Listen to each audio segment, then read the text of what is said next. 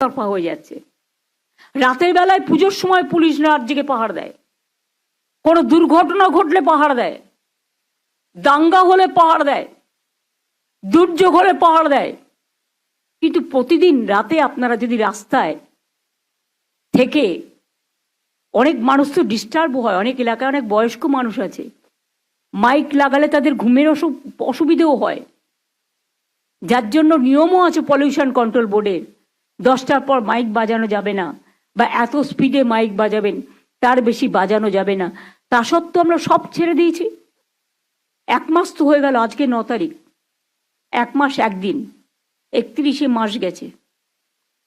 আমি অনুরোধ করব, পুজোতে ফিরে আসুন, উৎসবে ফিরে আসুন, আর সিবিআইকে বলবো তাড়াতাড়ি বিচারের ব্যবস্থা করুন।